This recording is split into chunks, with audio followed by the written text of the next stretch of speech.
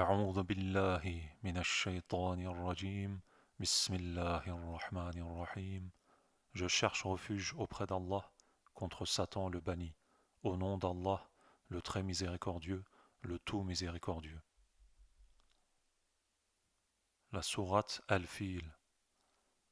N'as-tu pas vu ce que ton Seigneur a fait à l'armée des éléphants? N'a-t-il pas déjoué leurs plans?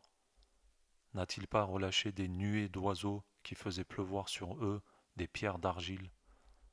En conséquence, Allah les a rendus semblables à une paille mâchée. La sourate Al-Fil, qui signifie l'éléphant, a été révélée à l'époque mécoise.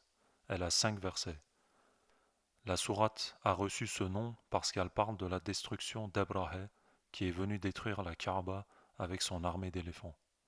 Selon les sources de tafsir, d'exégèse et des livres d'histoire, Abrahah, le gouverneur général du Yémen, qui était sous la domination de l'Abyssinie à cette époque, a fait construire à Sanaa, une ville du Yémen, une grande cathédrale afin d'attirer les pèlerins arabes qui visitaient chaque année la Kaaba de la Mecque. Il envoya des propagandistes dans diverses régions et appela les gens à venir à Sanaa pour visiter le temple. Cependant, lorsque cet espoir ne s'est pas réalisé, il a décidé de détruire la Kaaba et a marché sur la Mecque avec une grande armée, y compris un énorme éléphant qui se trouvait à la tête de l'armée. Ebrahim continua sa route en neutralisant certaines forces qui se présentaient à lui pour l'empêcher de se déplacer. Un détachement qu'il a envoyé a capturé un grand nombre de chameaux appartenant aux Mécois, dont 200 chameaux appartenant au grand-père du prophète, Abdul Muttalib. Abdul Muttalib vint à Ebrahim et demanda le retour de ses chameaux. Interrogé par Ebrahim sur la Kaaba, Abdul Muttalib a dit que son propriétaire la protégerait.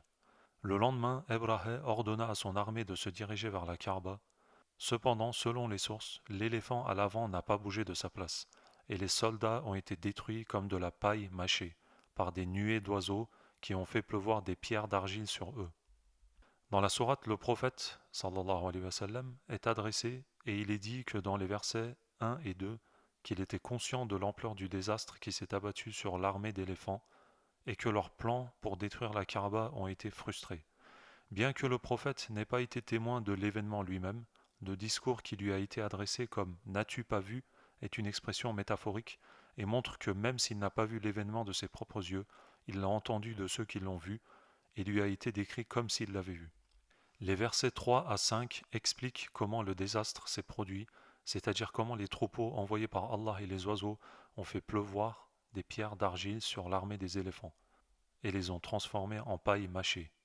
Une force agressive qui a tenté de détruire la maison d'Allah a été punie à la suite de ce miracle.